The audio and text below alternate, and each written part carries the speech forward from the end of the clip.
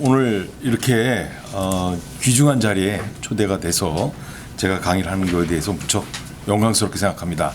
모쪼록 오늘을 계기로 우리 생명의 소중함이 좀 더 확산되고 모든 사람들이 다 생명을 귀하게 여기는 그런 그 계기가 되기를 간절히 바라는 마음보다 강의에 임하도록 하겠습니다.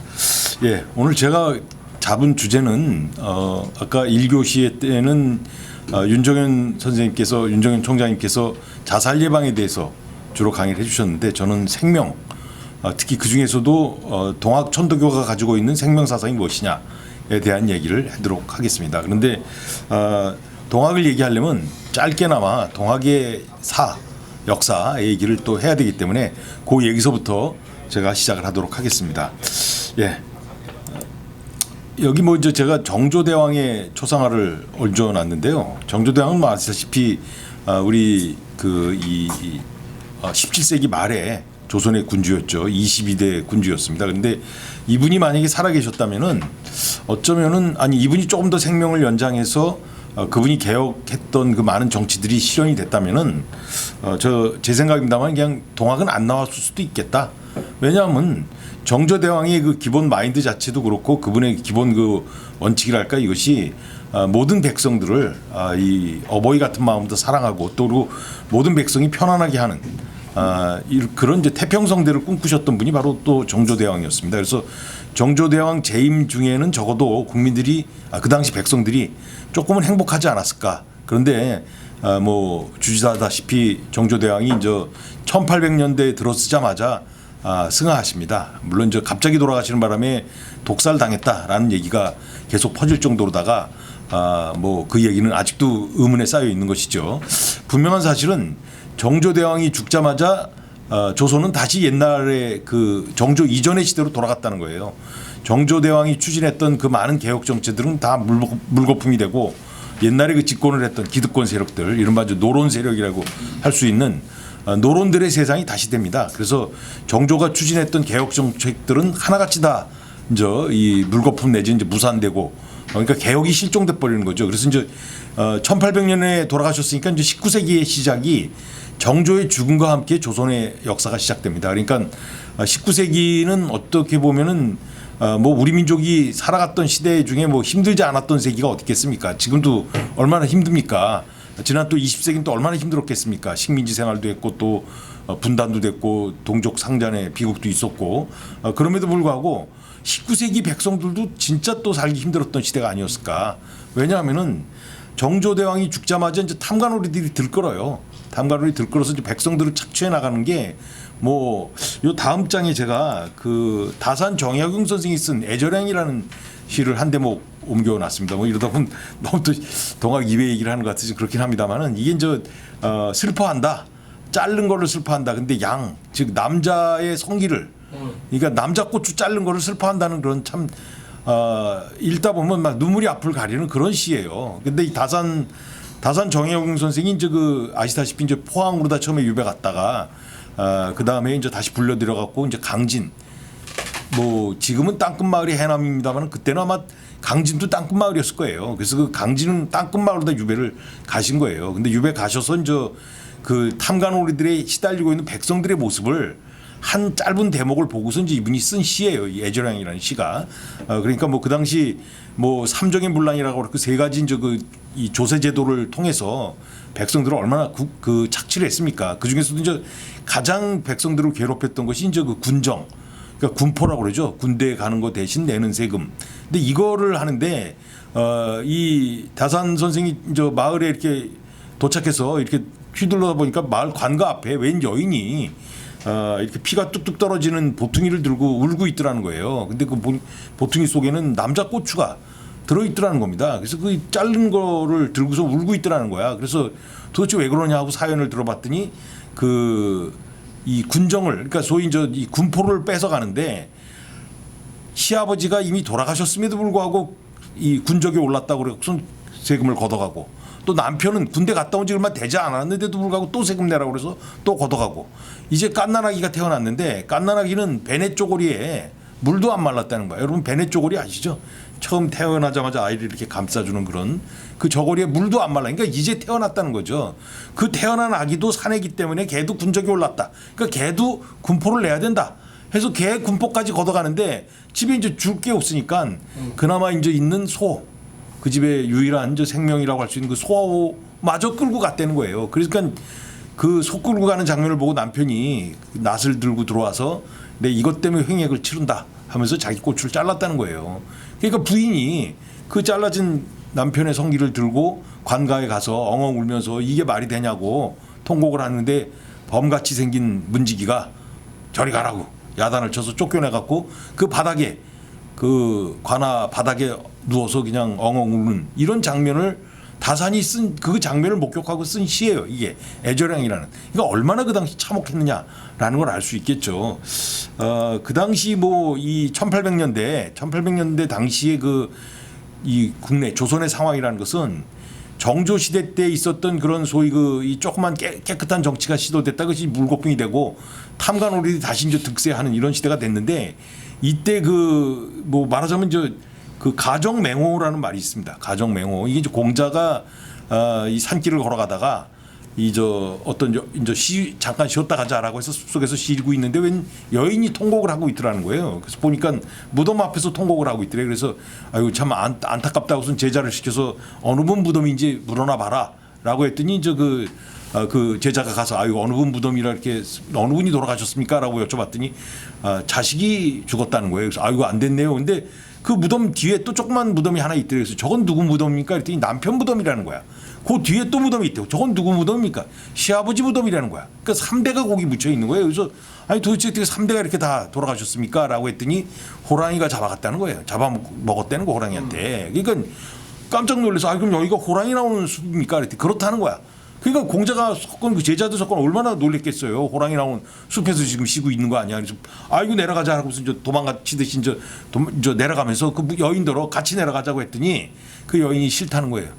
내려가면은 이 호랑이보다 더 무서운 놈들이 있다는 거야. 그 누구냐라고 했더니 정치하는 이른바 특히 이제 이 세금 걷어가는 세리들. 이건 이제 탐관오리죠. 탐관오리들이 호랑이보다 더 무섭다. 차라리 여기서 호랑이한테 잡혀서 먹는 게 좋다라고 하고선 지금 눌러 앉는다는 겁니다. 그러니 조선의 18세기가 바로 이런 상황이었어요. 산에 들어가서 사는 게 훨씬 더 편안한. 그리고 또 조선 그 18세기는요. 19세기는 조선의 19세기는 그야말로 진짜 어려웠다고 뿐이 할 수 없는 게 전염병이 그렇게 많았다는 거예요. 콜레라 돌지 않으면 장티푸스 돌고 또 그러지 않으면 또 흉년 들고 그러지 않으면 또 홍수나고 이래갖고 도대체 제대로 살 수가 없는 시대였는데 거기에 또 탐관오리들이 들끓었으니 얼마나 힘들었겠습니까.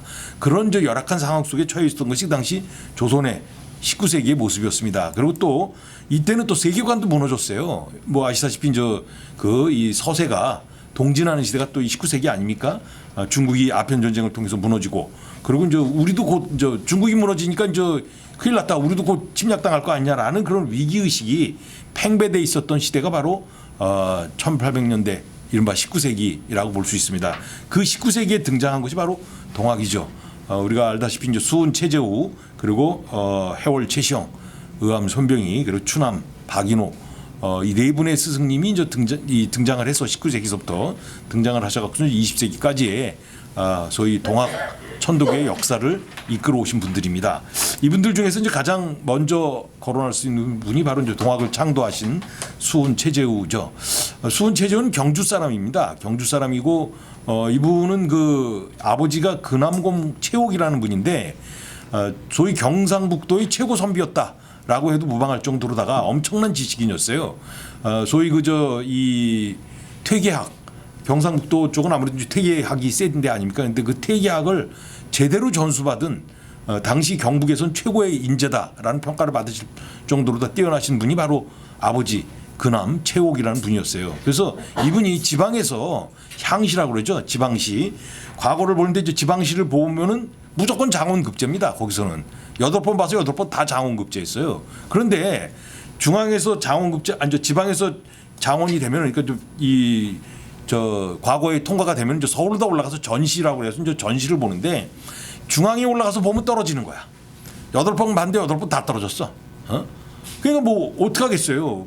포기하고 이제 내려와서 이제 고향에서 이제 훈장 노릇이나 해야 되겠다라고 하고 이제 포기하고 내려오시는데 그럴 수뿐이 없었죠. 그 당시 뭐 탐관오리들이 이미 매관 매직이라는 것이 이미 완전히 정착돼 있는 단계였기 때문에 벼슬 과거 보기 전에 이번에 장원은 누구, 이번에 차석은 누구, 이번에 저 등급하는 사람은 누구, 이게 다 이미 정해져 있는 거예요. 그러니까 시골 선비인, 경주에서 올라온 시골 선비인 최욱 같은 사람이 낄 자리가 없었던 거예요. 그러니까 최욱 선비가 포기하고 이제 고향에서 훈장, 소위 이제 훈장질이라고 하는 것만 이제 하시다가 보내셨는데, 근데 이제 이분이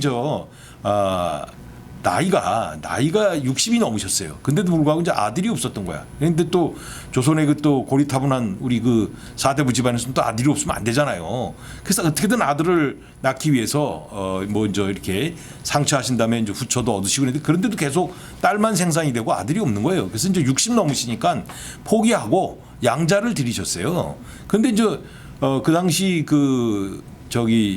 제자 중에 이제 한 제자가 나서서 추천하기를, 한씨라는 제자가 추천하기를 우리 저 아주머니가 계신데 시집 갔다 금방 오셨다, 돌아오셨다, 남편이 상처해가 돌아가셔갖고 그냥 금방 오셨는데 한번 만나보시면 어떠냐. 근데 60 넘은 노인네가 뭐 싫다고 거절했죠. 근데도 불구하고 이제 자꾸 권하는 바람에 이제 아마 하룻밤 손을 잡으셨는지 그러셨던 것 같아요. 근데 60 넘으셔서 애를 덜커덕 배신 거예요. 대단하신 거죠. 이게 뭐 글쎄요. 그 당시 60은 지금 60하고 다릅니다. 그렇죠. 예, 지금 맞습니다. 90 정도 되는 아마 그 연세에. 근데 애를 낳는데 또 아들을 낳으신 거예요. 그러니 얼마나 기쁘셨겠어요. 62살인가에 이때 이제 아들을 보신 거예요. 그래서 이제 이분을 이제 수은 최재호라고 이름을 줘주시고, 그리고 이제 자신이 가지고 있는 학문을 돌아가시기 전까지 그 아들에게 전수해 주는 거예요. 근데 이 아들이 또 머리가 비상했던 거예요. 아주 스폰지였다고 그러는 거 얘기 아닙니까? 그냥 뭐 쏙쏙 빨아들이는 게 기가 막힐 정도로 빨아들였다는 거예요. 그래서 이제 아버지도 돌아가시고 이제 엄마도 돌아가시고 18살 돼서 과거를 가서 보려고 딱 그랬더니 이 재가녀의 자식이잖아. 한번 시집 갔다 온 여자의 자식. 그러니까 서자는 그 과거를 못 봤는데 이제 정조 때 와서 이제 서울 허통이라고 그랬고 서자도 과거를 보기 시작했는데 정조 죽은 다음에 그것도 또 흐지부지 없어졌어요. 근데 서자 중에서도 재가녀의 자식은 아주 또 미치예요. 급수가 아주 또 낮은 거야. 그러니까 과거 근처도 못 가는 거야. 그러니 지식은 잔뜩 아버지를 통해서 학문은 잔뜩 받았는데 써먹을 데가 없잖아요. 뭐 아시다시피 성리학이라는 것이 그 자신이 학문을 한 걸 가지고 세상에 나가서 피는 것이 역할이잖아요. 그게 성리학의 기본 원칙인데 잔뜩 공부를 해놨는데 써먹을 데가 없어. 얼마나 허망하겠어요. 허망한 정도가 아니라 좌절할 수뿐이 없겠죠. 이 좌절한 지식인이 뭐 주유천하하는 거 외엔 방법이 없는 거예요. 뭐 이제 장가는 가서 부인과 이제 자식들이 있는데 뭐 어떡하겠어. 그래서 뭐 집에 있는 농토 갖고 붙여서 살라고 그러고 당신은 주유천하를 하시는 거예요. 떠돌이 생활을 하시는 거예요. 그런데 이 수은 최재호가 떠돌이 생활하면서 만났던 세상이 바로 어찌 보면은 아까 말씀드렸던 도탄에 빠진 백성들, 무너지는 세계관, 중국적 세계관이 무너지는 거 아니에요. 우리가 그 당시 중국이 세계 최고라고 생각하고 중국이라는 나라가 천하의 중심이라고 생각했던 조선 사람들이었는데 중국이 서양 오랑캐한테 졌잖아. 뭐 말도 못하는 거 아니겠어요? 이거는 뭐 비근한 예가 될는지 모르겠습니다만 지금 뭐 북한하고 미국하고 전쟁했는데 북한이 이겨버린 거야. 그럼 우리 어떻게 써요 지금? 뭐 난리 날 거 아닙니까? 뭐 미국 대사관 석권, 뭐 공항 석권 마비될 겁니다 아마. 그 당시 중국이 졌다는 것은 중국 중심의 세계관에 갇혀 있었던 조선 사람들에게는 보통 어마어마한 충격이 아니었을 거예요. 그런데 그러니까 오갈 때를 모르는, 어디로 가야 될지를 모르는 성리학적 세계관은 이제 안 되는 거야. 그러다는 세상을 구할 수 있다는, 세상의 윤리라든가 도덕의 기준이 성리학으로는 안 된다는 게 이제 정립이 된 거예요. 성리학 뭐 아무도 이제 성리학 해봐야 뭐 하냐고. 서양 오랑캐 다 무너지는 판국인데 그렇다고 뭐 질서가 있어? 탕관오리도 이렇게 들끓고 이런 판국인데 이건 이런 세상은 포기해야 된다 하면서 사람들이 이제 유랑민이 되는 거예요. 여기저기 산속에나 들어가서 살고 있는 이런 유랑민 생활을 하고 있는 모습을 수은 최재호가 주유천하하는 동안에 목도를 한 겁니다. 그리고 그가 아마 지식인이 아니었다면 그는 뭐 그러거나 말거나 아마 그냥 세상 떠돌이 생활하다 돌아가셨을 거예요. 그런데 이분은 지식인이니까 내가 뭔가 배운 나로서 가만히 있을 수 없다. 이 도탄에 빠진 백성으로서 뭔가 해야 되지 않겠느냐라고 하면서 이제 다시 공부를 다시 하시는 거예요. 들어오셔서 다시 공부하시고 또 수련도 하시고 뭐 울산 그 정멸궁에 가서도 또 수련도 하시고 하여간 이 많은 수련과 공부를 다시 하신 끝에 36살 되셨을 때 드디어 1860년이죠. 경신년이라고 그때가 경신년이었다고 그래요. 그래서 경신년 4월 5일 날 득도를 하시는 거죠. 하늘의 소리를 듣는 거예요. 그런데 이제 하늘에서 오심즉 여심이라는 말씀을 듣는데 처음에는 그 말이 진짜인지 자기가 제대로 들은 건지 의심을 하는 거예요. 아마 저는 여기서 이제 이게 수은의 일반 종교적 그런 뭐 소위 도를 깨달았다 하는 사람, 왜 도사님들 많잖아요 우리 주변에. 그 도사님들이 보면은 뭐 내가 깨달았다, 내가 모든 세상의 진리를 다 안다라고 하는 게 도사님들의 특징이라고요. 근데 도사들도 아마 이런 경험을 했겠지. 뭐 계기가 있으니까 뭐 깨달았다고 하는 거 아니겠어요? 수은 최재호도 분명히 하늘의 소리를 듣고 얻은 거예요. 오심즉 여심, 하늘의 마음이 내 마음에 있다. 이런 얘기를 들었단 말이에요. 근데 일반 그 평범한 사람들 같았으면 내가 깨달았다, 이제 하늘의 뜻을 내가 들었으니까 내가 이제 세상의 주인이다, 나의 모든 것을 따라라라고 아마 말하자면 사이비 교주 같은 사람들이 됐을 거예요. 근데 수은은 안 그랬어요. 이 사람은 의심했어요. 자신이 들은 게 진짜인지 의심하는 거예요. 그러고선 이게 내가 그리고 다시 이제 그 수련을 하고 다시 공부하면서 그런 문답, 천사문답이라고 하는데 우리 동학천도교에서는 그것을 하늘과 하늘의 스승님과의 문답이라고 얘기하는데 수은은 그런 생활을 1년 한 2개월 정도를 더 해요.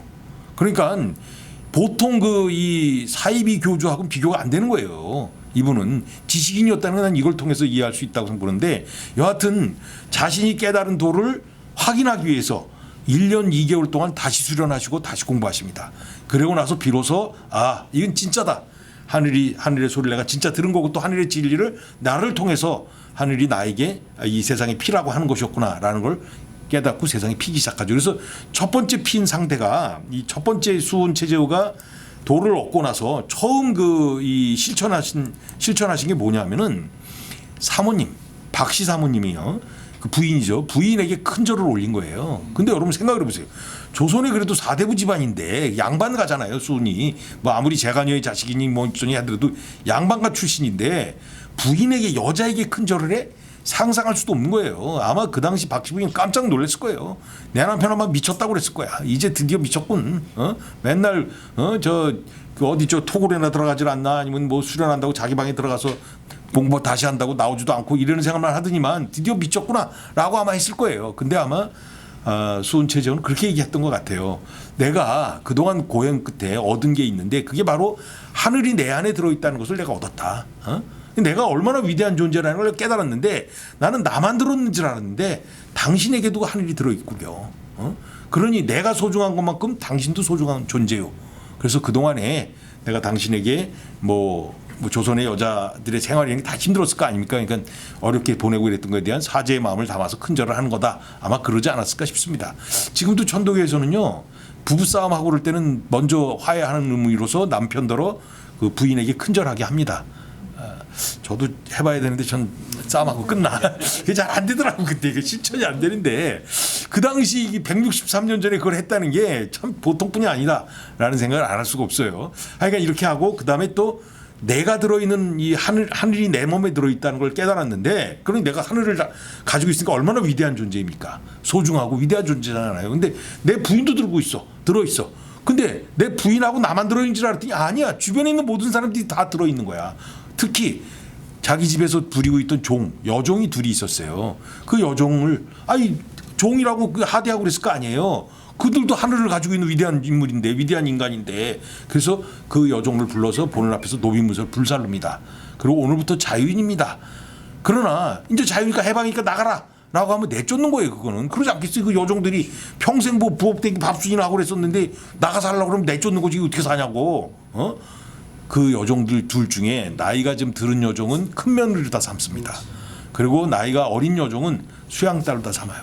그러니까 이거는 인간 해방 중에서도 가장 완벽한 인간 해방을 수은 최재호가 하시는 거예요. 이렇게 해서 이제 하다 보니까 말 그대로 이제 신분을 초월해서 신분 타파이고, 그리고 모든 사람들이 평등하다는 하늘을 모시고 있는 위대한 존재라는 것을 최초로 각성하고 그것을 퍼뜨리기 시작하죠. 그러니까 처음에 이제 이렇게 시작을 하니까 주변에 이제 사람들이 막 몰려들고 그러지 않았겠습니까? 야, 새로운 얘기다.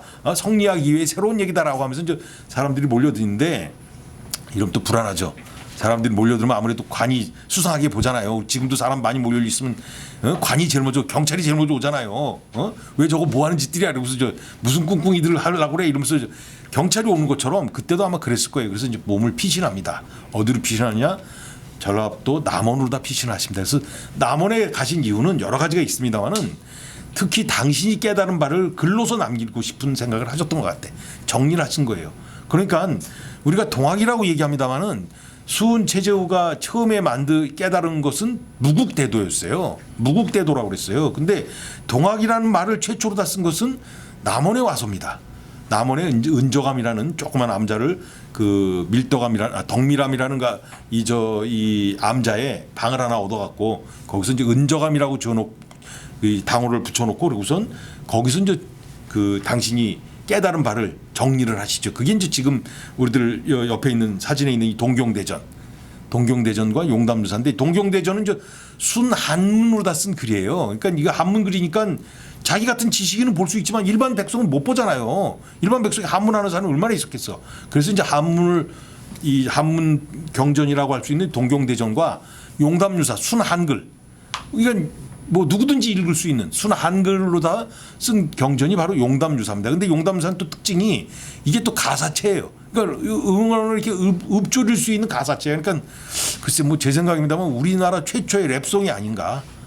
응원을 노래말처럼 부르면서 이제 외울 수 있도록 한 것이 바로 용담유사가 아닌가라고 생각을 해봅니다.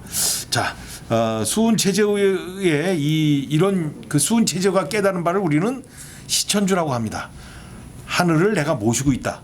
시자 모시고 있다라는 것이고 또 수은의 뒤를 이어서 이제 등장하는 해월 최시영이라는 인물이 그것을 좀 이 시천주를 이어받아서 사인여천으로 바꾸죠. 사인여천은 사람 대하기를 하늘 대하듯 하라라는 어떻게 보면 동학의 방법론입니다. 그러니까 우리가 시천주 했다. 너도 시천주한 존재. 즉 너도 하늘을 모시고 있고 나도 하늘을 모시고 있어. 그래서 어쩌라고? 어떡하라고? 그래서 뭐 방법론이 있어야 되잖아요. 그 방법론이 바로 사인여천입니다. 사람 대하기를 하늘 대하듯 하라. 그러면 그러니까 수은 최재우가 그 사모님에게 하늘 대하듯 하면서 큰절 올렸고 그 종 둘을 해방시키면서 데리고 사는 하늘처럼 같이 더불어 가족으로 다 받아들이는 거 아니에요? 이런 것이 바로 사인여천이에요. 그걸 이제 해월 최시영이라는 2대 교주, 우리 천도교에서는 뭐 교조라고 합니다만은 일반적으로 교주죠. 교주라고 할 수 있는 2대 교주이신 해월 최시영이 이제 사인여천이라고 하고 또 시천주와 사인여천을 뭉뚱그려서 3대 교주이신 의암 손병희 선생이 이제 인내천으로 다 지금 만든 겁니다. 그래서 인내천이 지금 동학 천도교의 종지, 말하자면 우리 교회의 가장 기본 원칙이자 이념이 되고 있는 것이죠. 또 이것뿐만이 아니라 이 동학은 후천 개벽이라는 것을 또 설파하고 있죠. 후천 개벽은 선천의 역사가 아니라 이제 새로움의 역사, 즉 다시 개벽이 되는 이른바 후천의 역사인데 선천의 역사는 지금까지 살아왔던 사람들의 모습. 근데 이 살아온 모습이 이제 각자 위심의 세상이다. 이거는 그러니까 서로가 자기만을 위한 세상, 자기만을 위한 자기 마음만을 위하고 자기 자신의 이익되는 것만을 위해서 아둥바둥 살아가는 모습. 어찌 보면 아직도 저는 우리 사회가 이 선천의 시대를 살고 있는 게 아닌가 싶어요. 자본주의 사회는 그야말로 선천의 그냥 절정이 아닌가라는 생각을 해요. 그런 의미에서 후천 개벽은 아직 되지 않은 것 같아요. 물론 저 동학에서는 수은 최재우서부터가 이제 후천의 시작이다라고 얘기합니다만은 저는 아니죠. 다만 이제 노력하는 과정인 건 틀림없죠. 후천을 열기 위한 후천이라고 할 수 있는 세상은 뭐냐? 이거는 동기일체의 시대입니다. 동기일체, 즉 모든 것이 하나로 다 귀일되는 그 하나가 뭐냐? 그것은 뭐 하늘일 수도 있고 뭐 생명일 수도 있고 모든 소중하다고 할 수 있는 우리 것들 이것을 하나로 다 모을 수 있는 것 이것이 바로 동기일체라고 볼 수 있죠. 이건 민중들의 입장에서 봤을 때는 그 당시 헐벗고 굶주리고 했던 민중들의 입장에서 봤을 때는 뭔가 변화, 내 생활의 변화, 내 삶의 변화를 위해서 몸부림치고자 하는 그런 욕구가 바로 후천 개벽으로다가 표출된 것이 아니냐. 그것이 이제 나중에 다시 얘기하겠습니다만 동학혁명의 보국안민, 광제창생, 포독천하라는 이런 것으로 이제 이어진다는 볼 수 있죠.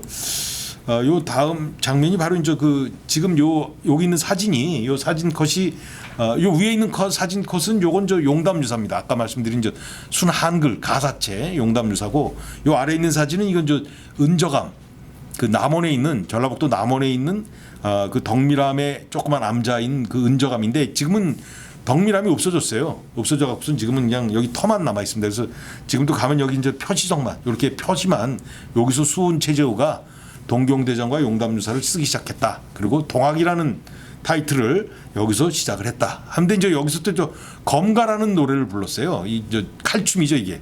칼춤 노래인데 이 칼춤을 이게 시오 이내 시오 부제패지 시오로다라고 하는 이런 목검을 들고 이제 칼춤을 추시면서 이 노래를 불렀는데 이것이 나중에 이제 수훈 최재우가 참수되는 처형당하는데 아주 구실이 되죠.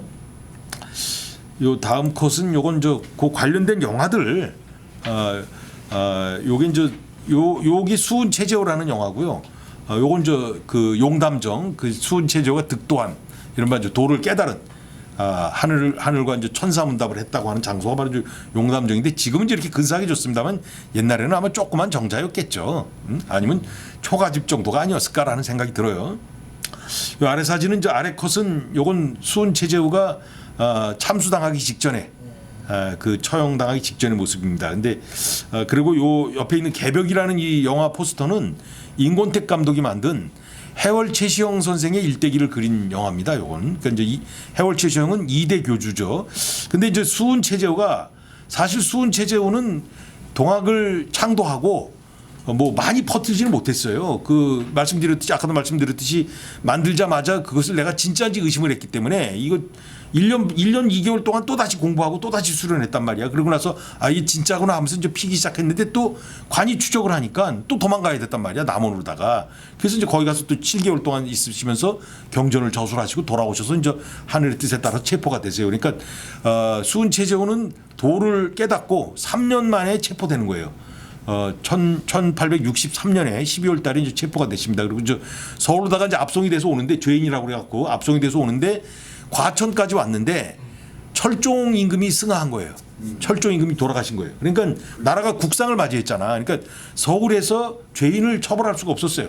그러니까 니네 관할지로 데리고 가라라고 해서 이제 다시 과천까지 왔다가 대구로다 다시 이제 되돌아가는 거예요. 그래서 대구 감형에서 이제 3월 10일 날 참수형에 처해지는데 고종이죠. 고종 원년이죠. 고종 원년. 그러니까 1864년 3월 10일 날 이제 참수형에 처해지시는데 이때 이제 그 일화입니다마는 그 제자들이 와서 그 이제 이렇게 포졸을 매수해 놓고 탈출하시자고 제의를 하죠. 근데 수훈 최재우가 탈출하자고 제의하는 제자들에게 당신이 평상시 물고 다니던 기다란 장죽 단방 곤방대라고 그러죠. 왜 곤방대 그것만을 이렇게 딱 내려놓고는 돌아앉으셨다는 거야. 뭐 가라 이거지. 그러니까 어떻게 하겠어요. 제자들이 스승님 뒤통수에다 대고 큰절 울리고 이제 엉엉 울면서 이제 그 담뱃대만 들고 나온 거예요.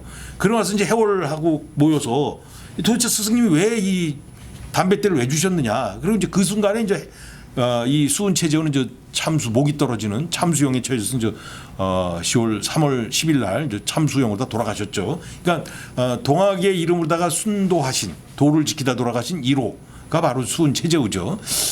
그리고 나서 이제 해월을 비롯한 이 제자들이 모여서 도대체 담뱃대를 준 이유가 뭐냐. 그 아무리 봐도 모르겠는가. 근데 누군가 빨아봤더니 막혀 있는 거예요. 이게 왜 막혀 있지? 이거 이상하다. 한번 열어보자. 해서 그 담뱃대 이제 분해할 수 있잖아요. 딱 분해 딱 했더니 그 안에 천조가리가 하나 나오는 거야. 그 천조가리가 바로 이제 수훈 최재우가 이제 고문당할 때 입었던 옷, 이 흰옷을 하나 뜯어갖고 뾰족한 나무로다가 나무 끄트머리 뾰족한 나무를다가 자신의 몸에 흐르는 피를 고문당했으니까 피가 많이 흘렀을 거 아니에요. 그 피를 찍어서 시를 한 수 쓴 겁니다. 그 시가 바로 이 시입니다. 등명수상 무용구 주사고용 역유여 오순수천명 여고 비원주하라. 그러니까 등불에 이 불이 밝았다는 것은 내가 이제 동학을 만들어서 이렇게 펼쳐놨다. 이거는 아무리 뭐라 하더라도 없어지지 않는다. 끝까지 갈 것이다. 그러나 나는 이제 하늘의 뜻에 따를 테니까 너는 높이 날고 뛰어라. 고비 원주해라. 높이 날고 뛰어라. 이게 뭐겠어요? 해월 최시영에게 내리는 지시예요. 이거는 너는 이 도를 지키기 위해서 높이 날고 뛰어라, 도망 다녀라 이거예요. 그러면서 이 동학을 퍼뜨리라는 의무를 부여한 거예요. 그래서 이제 해월 최시영이라는 사람이 2대 교주로서 36년 동안 도발이를 칩니다. 도발이라는 것은 순수한 우리말이에요. 관에 쫓김을 피해서 도망 다니는 사람들을 도발꾼이라고 그러잖아요. 도발이를 치는데 한국 기네스북에 올랐습니다. 36년 뒤에 체포가 됐어요. 아마 체포 안 됐으면 기록이 없기 때문에 이게 뭐 누가 누군지 모르겠지만 36년대 이분은 동학혁명의 최고 우두머리 괴수의 죄로다가 체포가 됩니다. 그래서 또 해월 최시영도 처형당하는 거예요. 그런데 36년 동안 이 사람이 도망치면서 뭐 했겠느냐 이거야.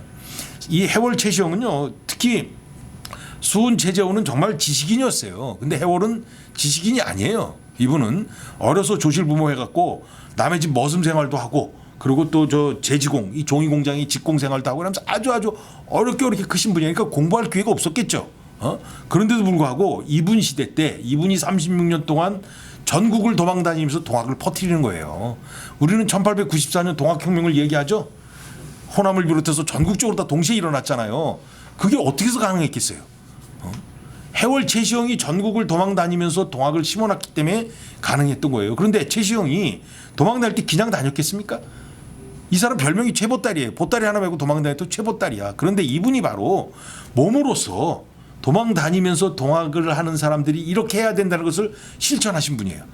즉 사인여천이라는 말을 만들어내기도 하셨지만 사인여천을 몸소 실천하신 분이 바로 이분이에요. 그래서 사람 대하기를 하늘 대하듯 하라. 그래서 이때서부터 여성에 대한 우대가, 그러니까 한국 페미니즘 운동은 서구 이론 같았으면 안 돼요. 한국 페미니즘의 기원은 해월 최시영이에요. 또 어린이 운동도 우리 저 소파 방정환을 기억하잖아요. 방정환 올해 또 어린이날 100주년 아닙니까 올해가. 방정환이 천도교 사람이었어요. 천도교인이었어요. 그리고 방정환 선생은 의암 선병희 선생, 바로 이제 3대 교주가 되는 의암 선병희 선생이 사위예요. 근데 방정환의 어린이 운동은 해월로부터 시작되는 거예요. 해월은 이 어린아이를 때리지 마라. 어린아이를 때리면은 하느님이 상하신다. 하늘이 마음을 닫힌다는 거예요. 그러니 때리지 말아라 라고 얘기하셨던 분이 바로 해월 최시영입니다. 그리고 이 주변에 있는 특히 지구도 아껴야 된다는 거야. 땅님도 아껴야 된다는 거야. 그러면서 신발 신고 다닐 때 신발 찍찍 끌지 말라는 거야. 이거 신발 걸어 다닐 때 찍찍 끌고 다니는 사람도 있잖아요. 그러면 안 된다는 거야. 땅님이 아프시대. 땅에도 하늘이 들어있기 때문에. 땅뿐만이 아니라 주변에 있는 모든 것들에는 다 하늘님이 들어있다. 그러니 물물천 사사천이다 라고 하신 분이 바로 해월 최시영입니다. 그러니까 한국 생명운동, 생태운동의 기원이 바로 또 해월 최시영이에요. 여러분 뭐 한국 생명운동 하면 장일순 선생을 기억하지 않습니까? 강원도 원주에서 한살림 운동하셨던 그 장일순 선생이 해월 최시영 선생을 가장 존경해갖고 채보딸이라고, 당신이 진짜 해월만한 그 해월의 뜻을 내가 계승하겠다라고 하면서 한살림 운동을 전개하신 거예요. 그러니까 한국 생명운동의 기원도 역시 해월 최시영이다라는 걸 또 잊어서는 안 된다는 거 보죠. 해월 최시영은 그러나 아까 말씀드렸듯이 36년 동안 도발이 치시다가 동학혁명 당시, 동학혁명도 해월은 처음에는 전봉준이 그 정읍에서 고부에서 이제 난을 일으켰을 때 처음에는 이건 아니다. 특히 이제 잘못된 정보를 받았어요. 전봉준이 아버지 죽은 거에 대한 원수를 갖기 위해서 혁명을 일으켰다. 기포를 했다라고 이제 정보를 잘못 듣는 바람에 그건 안 된다. 동학을 저렇게 사사로운 감정에 써선 되겠냐라고 이제 처음에는 막았어요. 그걸 거절했어요. 허락해달라는 걸 거절했어요. 그리고 오히려 나서지 말라고 오히려 주변을 말렸었는데 시간이 지나면서 그것은 전봉준의 개인적 원한만이 아니라 이미 진짜 탐관오들한테 고생 할 대로 당하고 있는 백성들의 모든 사람들이 염원이구나라는 걸 깨닫고는 이제 그러면 도움을 줘라라고 했는데 이제 그 전주성에서 전주 화약을 맺는 바람에 1차 기포가 끝나는 거예요. 그래서 1차 기포 당시에 해월 최시영은 동학의 총지휘자로서 총괄 교주로서 1차 기포에는 사실은 커다란 그 명령도 못 하시고 역할을 크게 하지 못했어요. 그러나 이제 2차 기포, 우리가 동학혁명하면 저 1차 기포, 2차 기포 두 개로 나누잖아요. 그때 2차 기포에는 해월이 명령을 내립니다. 총기포령을 하라. 총기포하라. 즉 전국에 있는 동학의 포들은 다 들고 일어나라라고 하는 총동원령을 내립니다. 그래서 해월 최시영의 총동원령에 입각해갖고 동학혁명이 전국화되는 거예요.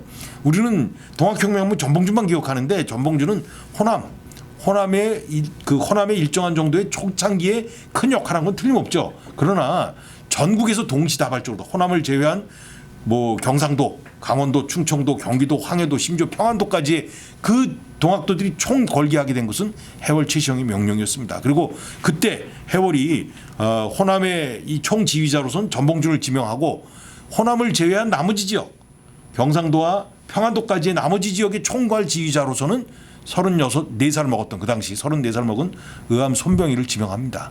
그래서 손병희 선생이 이때서부터 동학혁명의 전봉준과 손병희 양대 총지휘자로서 이제 역사의 전면에 등장하는 거죠. 충북 옥천군 청산면 교평리 골목에 노래들이 펼쳐져 있습니다.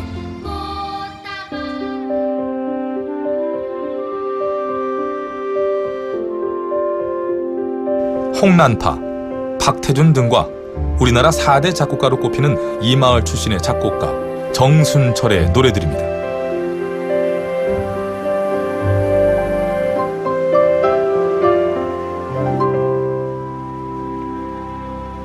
소파 방정환과 절친이었던 그의 노래는 우리 민족의 고난기, 동심을 달래주던 노래들입니다.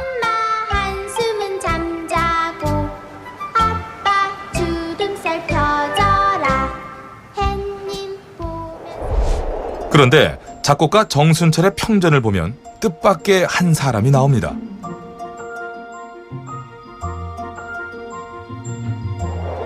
정순철의 외할아버지요, 정순철의 사상적 바탕을 만들어준 사람. 물타, 어린이를 절대로 때리지 마라. 우리나라 역사상 처음으로 어린이의 상처에 주목하고 그 치유의 길을 열었던 사람. 동학의 2대 교주 해월 최시형입니다.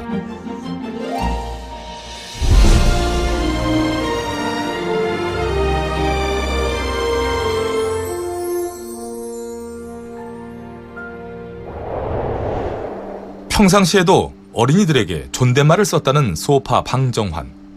그는 동학의 3대 교주 의암 손병희의 사위였습니다. 그가 어린이 운동을 펼친 것은 천도교 소년회와 함께였는데요. 동요 작곡가이자 최시영의 외손자인 정순철도 천도교 소년회 멤버였습니다. 1923년 3월부터 월간 어린이를 창간하고 우리나라 최초로 어린이 문화운동과 인권운동을 펼친 천도교 소년회. 그 뿌리에 해월의 사상이 있습니다.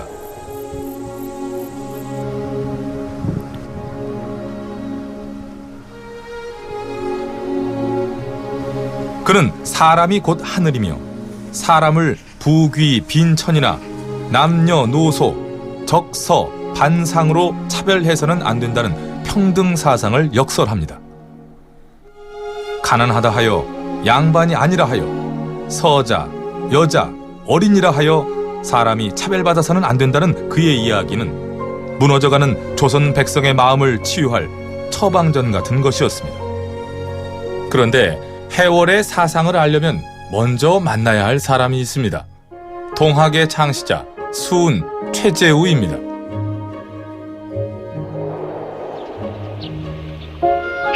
수은 선생의 집 근처에 웬 나뭇가지들이 이렇게 수북히 쌓여 있는 걸까요?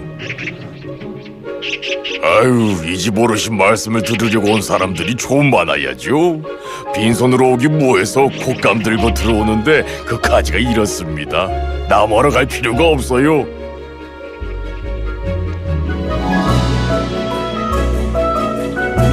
이 집 어르신이요, 여종 둘의 노비 문서를 불사르고 한 여종은 수양딸로, 한 여종은 며느리로 삼았답니다. 정말 다른 양반들도 수은 선생처럼만 한다면 사람은 다 같이 귀합니다. 서로 귀한 것을 알고 서로가 서로를 모셔야 새로운 세상을 볼 수 있습니다.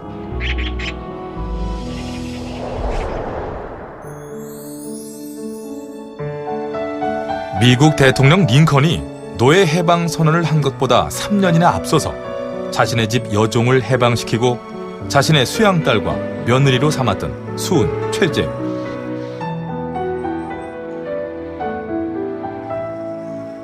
그는 상처받은 조선을 치유할 길은 차별을 없애는 것임을 깨닫고 차별을 넘어서는 더 큰 세상의 비전을 역설했습니다. 수은이 동학이라는 이름으로 상처 없는 세상, 서로가 상생하는 새 문명의 횃불을 들었다면 해월은 더 구체적으로 조선 백성들의 상처를 치유하는 역할을 맡습니다.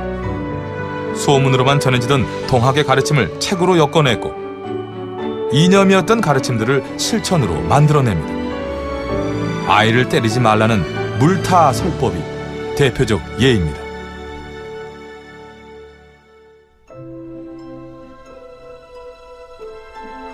땅은 어머니이니 땅을 소중히 여기기를 어머니의 살같이 하라.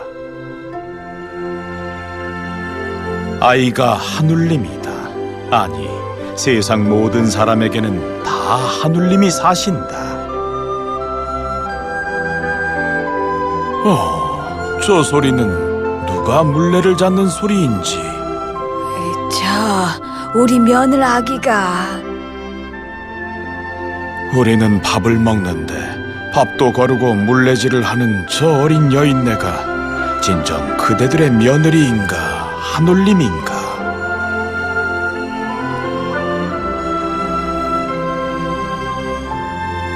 이 밥 한 그릇에는 세상 만사가 다 들어있다. 우주 만물이 다 들어있어. 고아로 자랐고 제지 공장 노동자로 남의 집 머슴으로 평생을 고된 일 속에 살아온 해월.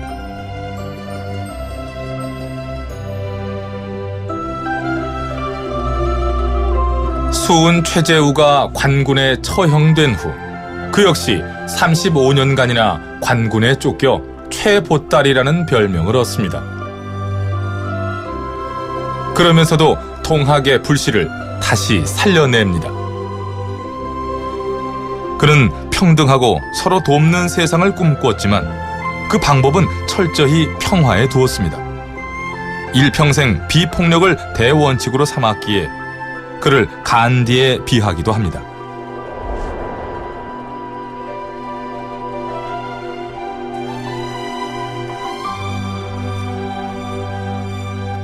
하지만 백성들의 상처가 깊은 시절 전봉준, 김계남 등 남접 동학 지도자들이 봉기를 하자 해월은 만류 끝에 이를 지지합니다. 조선을 새로운 조선으로 치유하려는 해월, 그를 잡으려는 조선 정부와 외세, 변화를 위한 진통은 컸습니다. 결국 그는 이곳 강원도 원주 땅에서 동학 진압군에 체포되어 죽음을 맞습니다.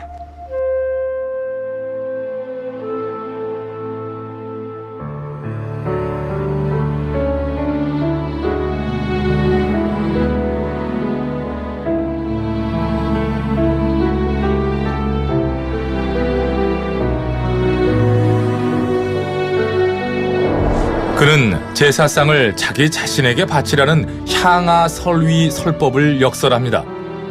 유학으로 세웠으되 500년이 흐르면서 그 형식에 갇혀버린 조선을 개탄하며 다시 사람에 주목하자고 역설한 것입니다. 어린이, 여성, 이 땅에 억압받는 모든 이들을 주목했던 그의 사상은 한국 생태운동의 대부 무의당 장일순 등에 의해 오늘 이 시대로 전해집니다. 그가 체포되었던 강원도 원주 지역을 중심으로 우리나라 생명운동, 여성운동이 시작된 것은 우연이 아닙니다. 그리고 이 운동들은 지나친 물씬 숭배가 가져온 많은 병폐들을 치유하는 역할을 이 시대에 하고 있습니다. 더 살만해졌다곤 하지만 여전히 치유와 화합이 절실한 시대.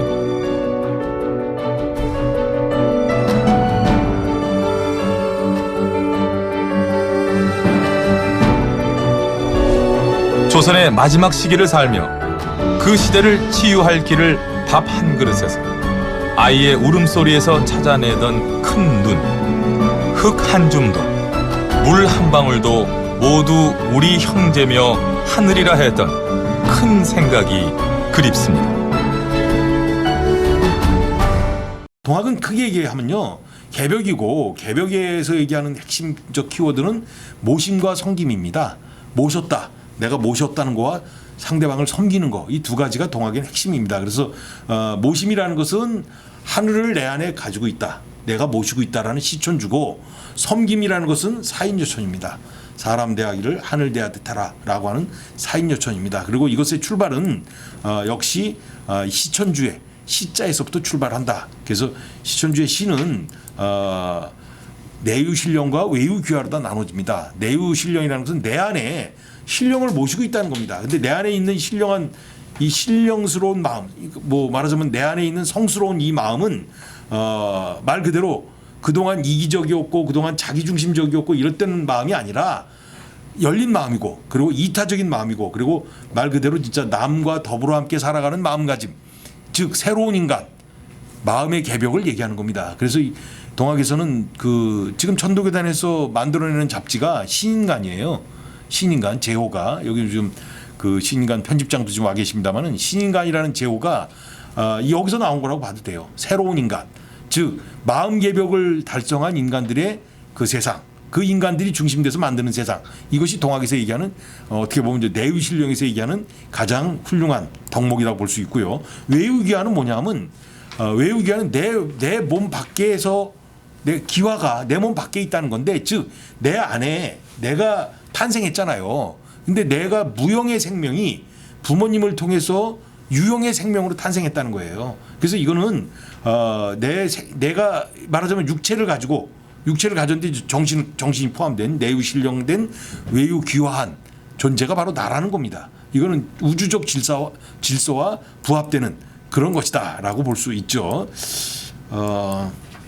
그래서 모심이라는 것은요, 시천주에 따른 모심이라는 것은 말씀드린 것처럼 내유신령과 외유귀화를 합친 것을 우리가 시천주했다 해서 모심이라고 얘기하는데, 이것은 나만 모시고 있는 것이 아니라 모든 사람이 다 생명을 가지고 있는 것들은 다 모심을 하고 있다라고 우리가 보는 거죠. 그래서 어떻게 보면 가장 평등한 사고이고, 또 근대성, 이 평등이라는 것이야말로 어떻게 보면 근대 모던이라고 하는 이 새로운 사조는 모든 인간이 계급이 아니라 평등하다는 것을 전제로 하는 거거든요. 그래서 동학에서부터 우리가 한국 근대의 출발이다라고 하는 이유는 바로 이 모심, 모두가 다 모시고 있는 존재이다, 모심을 가지고 있는 존재다라는 것에서부터 출발합니다.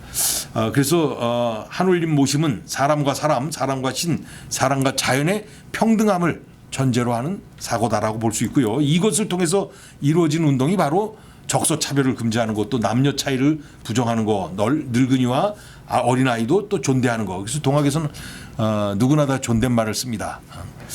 또 모든 이의 평등주의 운동으로 다 확대됐고, 또 마음의 동기일체이고 마음의 개벽 운동이고 동기일체의 길로서 우리가 모심을 얘기하죠. 그 섬김은 뭐냐? 섬김은 이거는 사회 개벽입니다. 모심이 마음의 개벽이었다면 사인여천, 즉 상대방 대하기를 하늘 대하듯 하라.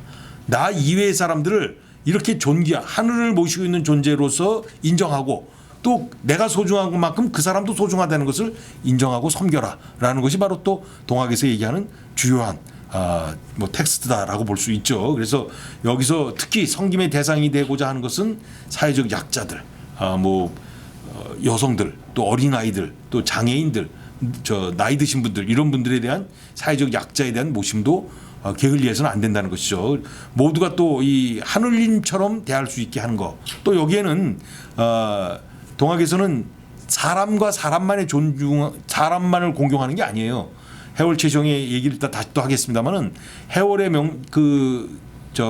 어록에 의하면은 이른바 하늘도 존중해야 되고, 하늘도 공경해야 되고, 또 사람도 공경해야 되고, 주변에 있는 사물까지도 공경해야 된다. 그러니까 경천, 경인, 경물이라는 이 삼경사상이라는 것이 또 동학에서의 또 다른 커다란 특징이다라고 볼 수 있죠. 그리고 물물천 사자천하고 이천식천하라. 즉 내가 나를 먹음으로써 하늘을 먹는 것이다라는 것. 우리가 왜 밥 한 그릇의 그 진리라는 거 얘기하지 않습니까? 밥 한 그릇에는 우리가 먹는 밥, 그 한 그릇에는 모든 진리가 담겨 있다는 거예요. 거기에는 무 생명들이 다 들어가 있는 겁니다. 그 쌀이 한 톨 나오기 위해서 얼마나 많은 생명이 거기 소요되겠습니까? 하늘의 생명도 들어오는 것이고 땅의 생명도 들어가는 것이고 또 주변에 있는 모든 그 이 환경, 이 공기에 있는 생명까지도 포함돼서 그 밥이 완성되는 거예요. 쌀이. 그럼 우리가 그 밥으로 다 먹잖아요. 그 생명을 먹는 겁니다. 우리가. 이게 바로 이천식천의 지식이다, 진리다라고 볼 수 있죠. 자, 이런 것을 바탕으로 해서 해월 최시영이 체포돼서 해월 최시영은 지금 서울역 단성사 지금 저 종로 3가 거기서 이제 교수형으로 다 돌아가십니다. 동학혁명의 최고 우두머리라는 타이틀로 이제 교수형에 처해지시죠. 그러나 해월은 죽었지만 해월의 뜻을 또 이어받은 3대 교주가 바로 아까 말씀드렸던 동학혁명의 최고 지도자였던 의암 손병입니다. 손병희 선생이 동학혁명 이후 유일하게 살아남은 지도자였어요. 당시 동학혁명에 참여했던 지도자들은 다 죽었습니다. 해월 최시용도 체포돼서 죽고 전봉준, 김계남, 손화중 같은 이런 쟁쟁한 동학혁명의 지도자들이 모두 다 체포돼서 죽었지만 의암 손병희만은 살아남았습니다. 그리고 이 사람이 그 다음부터 이제 동학을 계승해서 동학의 불씨도 살리고 또 퍼뜨려야 돼. 그런 역할을 또 의암 손병희 선생이 이어받았죠. 그래서 손병희 선생이 그러고 보니까 이제 올해가 순국하신 지 100주년입니다. 바로 지난주 5월 19일 날이 100주년 순국하신 거예요. 근데 여러분 아시다시피 손병희 선생 하면 3.1운동 우리가 기억하시죠? 3.1운동의 총괄적 지휘자, 총지휘자. 우리는 3.1운동 하면은 유관순 누나를 먼저 떠올립니다만은 유관순 누나 훌륭하죠. 그러나 3.1운동 당시에 유관순 누나는 16살이었어요. 고등학교 1학년이었어요. 유관순 누나 훌륭합니다. 그럼에도 불구하고 독립선언서 인쇄서부터 또 전국에 배포하는 것부터 또 조직을 이용해서 전국에서 동시다발적으로다가 독립만세를 외치게 한 총괄 기획자는 의암 손병입니다. 그래서 체포돼서 뭐 33인 대표 서명할 때 벌써 제일 먼저 썼잖아요. 그러면 그거는 먼저 죽으러 간다는 순서예요. 죽는 순서야. 제일 먼저 썼다는 것은 대표 중에 대표라는 거 아니겠어요? 그래서 체포돼서 가장 많은 고문도 당하셨죠. 그래서 결국은 100년 전 지난주 5월 19일 날 옥에서 옥사하신 거나 마찬가지입니다. 뭐 돌아가시기 직전 되니까 일제가 풀어줬죠. 그래서 뭐 돌아오셔서 시름시름 앓다 돌아가셨기 때문에 옥사하신 거나 마찬가지입니다. 이렇게 손병희 선생이 돌아가시고 나서 그 참 뭐 많은 사람들이 슬퍼했지만 우리가 꼭 기억해야 될 사건이 하나 있다면은 해방된 다음에 그 백범 김구가 임시정부를 이끌고 돌아오잖아요. 환국했을 때 가장 먼저 한 일이 의암 손병희 선생이 무덤에 가서 귀국 보고한 거예요. 그 잘 기억을 못 하는데 백범 김구가 임시정부 요인들을 이끌고 국내에 돌아오셔서 가장 먼저 한 일, 손병희 선생한테 왜 가서 귀국 보고를 했겠어요. 손병희 선생 때문에 어떻게 보면 임시정부가 만들어졌잖아요. 3.1운동 때문에. 그리고 또 백범 김구는 개인적으로 동학혁명 당시 황해도 해주의 접주였어요. 그러니까 손병희의 부하였어. 그러니까 스승이자 자기의 그 상관인 손병희 선생에게 귀국 보고를 드리러 간 거예요. 그걸 꼭 기억해야 되는데 많은 사람들이 기억을 잘 못하시더라고. 자, 3.1운동 결과 우리는 이렇게 많은 해외에도 영향을 많이 미쳤고 또 무엇보다도 임시정부가 수립돼서 임시정부에서 또 많은 활동이 있었죠. 그리고 천도교는 이제 물론 저 동학에서 천도교로 다 바꾼 사람이 이제 손병희 선생이죠. 뭐 여러 가지 이유가 있습니다만은 여러 가지 몇 가지 이유 때문에 이제 천도교로 다 바꿨어요. 그리고 우선 천도교 중심으로 다 이제 활동을 하시다가 그 3.1운동을 일으켰고 3.1운동 이후에 이제 탄압 받았죠. 뭐 심지어 뭐 천도교는 그 유사 종교로다가 몰려갔고 가장 우리나라에서 교인 수 제일 일제 시대 때 가장 교인이 많았음에도 불구하고 이 경무국에서 관할을 했어요. 그러니까 종교 종단은 웬만한 종단은 다 항무국 관할이었어요. 일제 조선 총독부에. 그런데 이 천도교는 경무국은 뭐냐면 이 요시찰 인물들 관리하고 그러는 곳이에요. 그러니까 그 경찰들 일본 순사들이 와서 항시 상주하고 뭐 동향 보고하고 이러는 조직으로 다 그 이렇게 찍힐 정도로다가 3.1운동 이후에 아주 이제 순환을 많이 당하죠. 그러나 이제 그런 순환 속에서도 여기 이제 이 얼굴 있는 이 소파 방정환 선생 같은 분들이 그 어린이 운동을 주도하고 이러면서 또 우리 또 그 1920년대 30년대 개벽지 같은 잡지를 발행함으로 인해서 우리나라 문화 운동에 큰 기여를 했던 것이 천도교죠. 자, 그러나 먼저 통일된 이후에는 남북한이 또 분단됨으로 인해서 교세가 또 상대적으로 북쪽이 많았어요. 그런데 이제 분단됨으로 인해서 지금 이제 교세가 많이 위축된 이런 상황에 처해져 있지만 그러나 또 천도교는 아직도 할 일이 많이 남아 있죠. 물론 뭐 오늘 주제인 생명에서도 가장 생명 운동에서도 할 일이 많이 남아 있습니다만은 북한에 있는 많은 이제 교인들이 있기 때문에 그들과 이제 교류도 할 수 있고 지금 뭐 실제로다가 천도교단에서는 북쪽과 교류를 하고 있으니까요. 그 고유의 라인이 있습니다. 그래서 이제 그 라인을 통해서 지금 교류를 하고 있을 정도로다가 아직도 천도교는 뭐 국내에서 세는 좀 약할지 몰라도 할 일은 여전히 남아 있다라고 봅니다. 자, 그럼 오늘의 주제라고 할 수 있는 생명운동은 그럼 어떻게 되는 생명사상은 무엇이냐? 생명사상은 사실 해월 최시영으로부터 출발했다라고 해도 무방할 정도로다가 해월 선생은 동학을 하나의 그런 그 생명사상으로 생명운동으로 확대시킨 분이 바로 해월 최시영입니다. 그래서 해월 최시영은 특별히 이제 내칙과 내수도문이라는 글을 통해서 이건 이제 부인들이 해야 될 일들, 부인들이 이제 임신했을 때 해야 될 일 이런 것을 정리해 놓은 이 해월 최시영의 이 법설이라고 우리는 법설이라고 합니다만은 어록이라고 볼 수 있겠죠. 그래서 이제 부인들이 해야 될 일, 그러니까 부인이 각 집안의 주인은 부인이다. 그러니 부인이 해야 될 일은 이런 것이다. 이를테면 찬밥을 먹던 밥을 섞지 말고 또 이제 이렇게 가래찜 같은 거 마음대로 벗지 말고 그리고 또 이 대소변 같은 거 봤으면 뒤처리 잘하고 이런 거를 지키는 것이 부인의 역할이다라는 것을 이제 철저하게 해주는 거예요. 그리고 또 이 개 같은 거 이제 먹지 말고 개고기 같은 거 먹지 말고 이제 이런 얘기들이 이제 부인이 지켜야 될 이런 몇몇 덕목들을 얘기해 주는 것이 바로 이제 해월 최시영의 내칙과 내수도문이고요.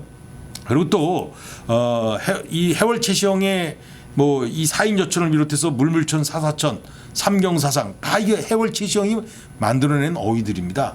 그런데 이 중에서도 가장 대표적인 게 있다면은 이 신무천이라고 그래갖고요. 10가지 해서는 안 되는 것을 해월이 얘기하고 있습니다. 그래서 10가지는 하늘님을 속이지 마라, 하늘님을 거만하게 대하지 말라, 하늘님을 상하게 하지 말라 이런 10가지를 쭉 제시를 해놨는데 여기다가 하늘을 빼고 생명이라고 넣으면은 그대로 생명의 경전이 될 수 있는 겁니다.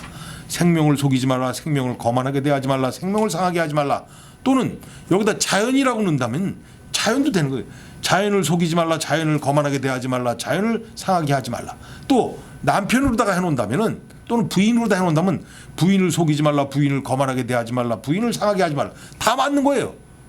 이게 어떻게 보면 해월 최시영이 주변의 모든 사람들을 소중하게 생각하고 또 이 이른바 사인저천의 그런 실천적 자세를 보여준 것이 바로 해월이 아니겠느냐. 특히 신무천이 동학의 생명사상에서는 가장 핵심적인 것이다라고 볼 수 있죠. 굴하게 하지 말아요. 굴자는 뭐로 들어가죠? 이건 비굴하게 대하지 말라라는 거죠. 부인을 굴하게 하지 말라, 부인을 비굴하게 하지 말라. 제가 설명 안 드려도 마음이 좀 찔리시는 분들, 저부터 찔리네요 이거. 저도 사실 잘 실천을 못합니다. 죄송합니다. 실천하도록 노력하겠습니다. 오늘을 계기로. 양심의 가책을 많이 느낍니다. 할 때마다 제가 말을 하면서 저기도 실천 못하면서 얘기를 하고 있어요. 아주 하여간 그래서 제가 읽을 때마다 각성을 해요. 오늘은 잘해야지. 오늘도 집에 가서 잘해보도록 하겠습니다. 자, 하여간 이 인내천이라고 하는 이건 의암 손병희 선생이 이제 집약해 놓은 겁니다. 사람이 곧 하늘이다. 그런데 이 사람이 곧 하늘이라는 것은 그만큼 하늘을 모시고 있는 귀중한 소중한 존재이고 나만 소중한 게 아니라 주변에 있는 모든 것들도 다 사람들도 그렇고 생명이라고 할 수 있는 것들은 다 하늘을 모시고 있는 존재이기 때문에 그야말로 인내천한 존재이다. 라고 보는 것이죠.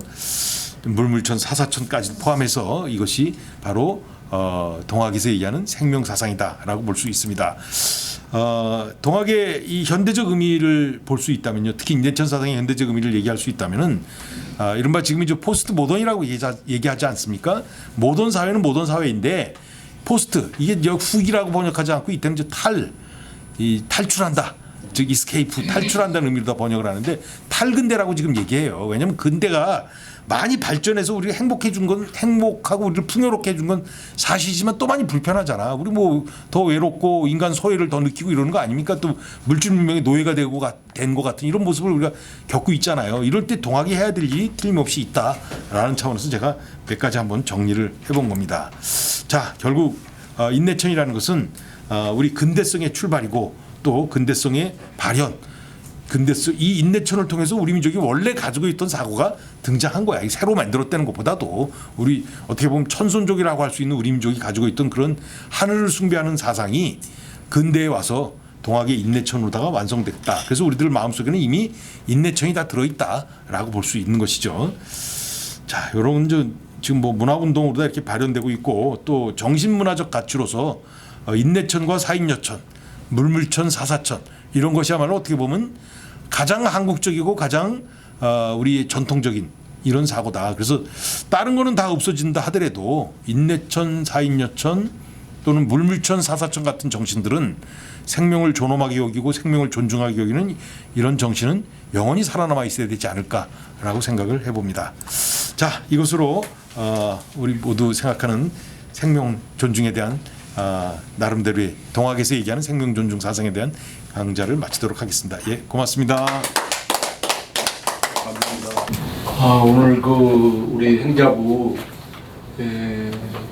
세미나가 처음으로 시작됐는데 너무 내용이 좋았다 생각합니다. 우리 윤정현 총장님이 우리 생명운동을 하게 된 그런 또 과정, 그다음에 그동안 스토리들, 지금까지 지내온 사항들을 자세히 또 설명을 해주시고, 그리고 이어서 우리 임 박사님이 저는 이렇게 동학혁명인이 이 천도교의 생명경시사상, 생명중시사상, 최시영의 이렇게 생명운동의 효시 이런 것들을 잘 몰랐던 내용들, 그리고 특히 우리가 여자분들한테 절을 한다. 저는 아까 그 말씀을 들었을 때 다들 아시지만 우리 공군 여중사 이예림 중사가 작년에 남자들의 여군 군인들에 의해서의 성폭행, 성희롱 때문에 그 꽃다운 나일이 죽어서, 근데 그것을 아직 장사도 못 치고 있어요. 1년 동안. 다들 아십니까? 그 사건 규명, 그 다음에 그 범인들에 대한, 그 범죄자들에 대한 철저한 어떤 그 처벌을 해야 되는데 그런 것들이 전혀 이루어지지 않으니까 부모로서 얼마나 안타깝고, 그래서 특검이, 그래도 새 정부 들어와서 특검을 해가지고서에 그렇게 그만큼 생명이 중시하는데 자꾸 자살이라는 게, 아까도 그 교시에도 있지만은 사람을 죽지 말게 하라. 그러니까 생명을 먼저 끊지 말라는 사상은 굉장히 중요합니다. 근데 왜 죽냐 말이죠. 자꾸 내몰린다. 내몰. 사회가, 환경이, 경제가 그런 지금도 얼마 전에도 보니까 이렇게 억울하고 분노와 분쟁 이런 것들 때문에 자꾸 몰고 가는 거는 다 우리 사회가 책임이라고 생각합니다. 거기에 사상이 바로 천도교의 그 생명주의 사상, 이런 그 손병희 선생님이라든가 최시영 선생님들의 최대우 이런 분들의 사상이 생명을 중시하고, 그리고 인간을 갖다가 존중하고, 그다음에 남의 그를 열심히 존중하고 이러는 사회를 만드는 것이 바로 동학혁명의 그 효시가 아닌가 생각해서 오늘 너무너무 임 박사님하고 총장님의 의미 있는 그 발표가 있었습니다. 고맙습니다.